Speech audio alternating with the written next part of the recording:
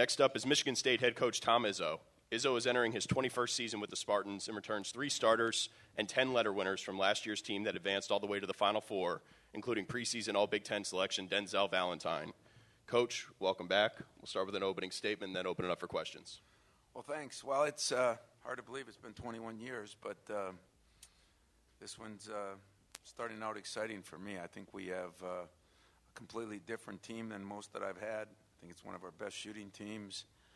We're more athletic. Hopefully, over the summer, we've probably spent hours and hours just shooting free throws.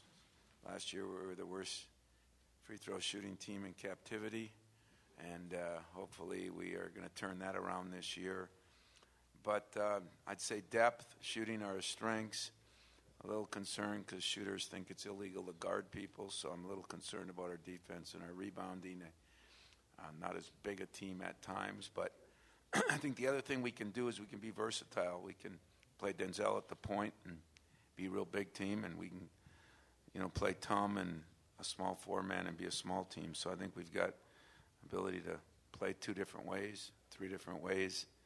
And again, for some reason, last year and this year, we have very good leadership, and our chemistry's been great. And Denzel's had a heck of a summer along with some other guys. So, as always, for these coaches, for all of us, haven't lost the game. Everything's positive. Wait a couple weeks. Stay tuned. Thank you, Coach. Please raise your hand high if you'd like to ask a question. Perfect. Let's go front, right, center. Hey, Tom, I know it's obviously very early. The Big Ten potentially could be extremely strong this year. Just your take on that and how you not project things, but how you think things will go. Well, I've been in the league a lot of years, 30-some, if you looked at my GA days up, and there were some really incredible years early on. But the depth of this league and what the coaches that we got in it, everybody's going to argue, everybody's going to be prejudiced. But I still say top to bottom, the last 4 or 5 years, it's been the best league in the country.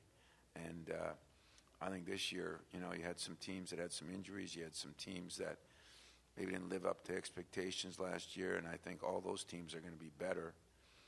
You would hope teams like Wisconsin are down a little bit from what they lost, but, Bo comes back, so they're going to be really good. And I just think I think what we've done as a conference is, we've put money into our sport. We got great coaches in our league, and the profile of this league has gotten better and better. I think we're not a 3 yards in a cloud of dust basketball league anymore, and I think that's helped recruiting. So I think the league is as good as it's been, and Maryland's definitely the cream of the crop if you look at what they got coming back. But I think, I see Indiana taking a major jump, and then everybody else is going to be fighting for those next spots, at least early on. Let's go 4th row on the aisle. Coach, you've got a high-profile transfer in Aaron Harris Jr. coming in. How do you expect him to fit into the mold of this team? Well, I think he'll fit in well. He can really shoot the ball. He's very athletic. I think the 2 things he had to work on is finding a shot he didn't like. That was one, and I think he's made some progress and guarding somebody, and I think he's made some progress in that area. I really like Aaron. He's worked hard. He's a gym rat. I think if there's one thing I'll say about him and Denzel, they've kind of, Bryn Forbes, those guys have kind of led some other guys, where we have a lot of guys that have turned into gym rats, and gym rats is every coach's dream, and definitely Aaron Harris is one of them.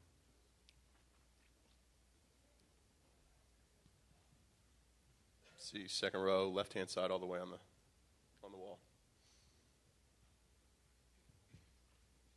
Coach, I just wanted to get your take on the new rule changes this year, what you think of them, if another wave of them was necessary in your opinion, and just how much TV ratings really play into this whole thing.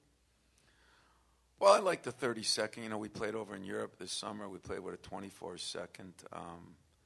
If it was up to me, if I was the czar for the day, I'd try to get every rule like the NBA, personally. I just think that we'd have a better working relationship. It would make sense to me. wouldn't be able to sell the D-League as easy, that there's a change in the game. Everything would be the same. You wouldn't have 13 lines on the floor. We moved that line back on the charge, which to me was a great idea, and then the women kept theirs, and, we finally got the three-point lines the same. So I'm just trying to get it like it's not the gym at Northern Michigan where I went, where there were volleyball lines and basketball lines and hard to figure out where you are. So I think if we get more unified, maybe not the 24-second clock, maybe 30 might seem fine, but if it was up to me, I'd like to see them move the ball. The new 5-second call I think I'm great with, because I think it's a touchy call. Is he 6 feet away? Is he 4 feet away? Take those decisions out of the Zebra's hands, and I think it's going to be better for our game. As far as TV goes, I don't know if TV had anything to do with these, but I like them, and I wish we'd take one more step and unify our entire basketball from high school to pro ball, and I think we'd be better off, personally. Do I think it's going that way? I get disappointed on the committees I'm on. I think you always hear, well, you don't want to be like the NBA. Why not? Why not? That's what the kids want. And so I do think, it's interesting. The women are experimenting with the 4 quarters. We played with that over in, that's their rule in Europe. I even kind of like that. I don't think we have to have 48-minute game, but a 40-minute game where you can move the ball at the end, where, every ball isn't out of bounds underneath. I love some of the NBA rules personally, and we got them now where you can't touch anybody out in the perimeter, and they can't touch anybody out in the perimeter. And so do I see it going that way? I don't know.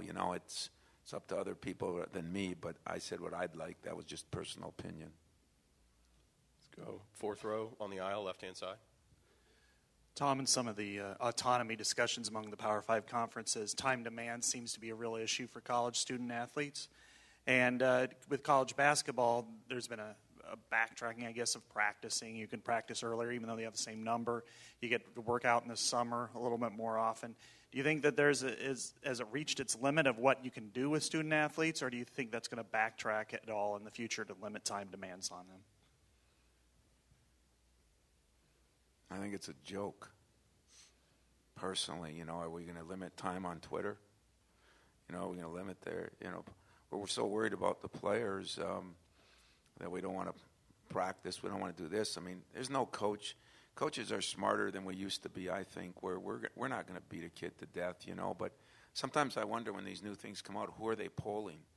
Are they polling the basketball player? Are they polling the student athlete? Because every sport's different, I don't see surgeons worrying about their time. I don't see musicians worrying about theirs. But for some reason, we want to give guys more time. When we give them more time, there seems to be more trouble, and then we get in trouble. So I struggle with that thing. Most of my players that I know right now, and I think this is the way I like it for me. I asked Denzel, think we're tired? You think we're this? You think we're that? If you got guys that are driven to be great, they want to be in the gym. They want to be practicing. I don't think I always have to be there, but I think we make too big of a deal about this. It was like, when we said somebody's starving and didn't get to eat dinner, and all of a sudden we change all the rules, who's kidding who. I struggle with that a little bit. I wish that we'd just poll basketball players or football players or gymnasts, whatever their sport is. Each sport might be different, but I don't know many guys that don't want to be in the gym. And if they want to keep taking hours away, it's the same for everybody. I question some of that. That's all the time we have today, Coach. Thanks very much, and good luck this season.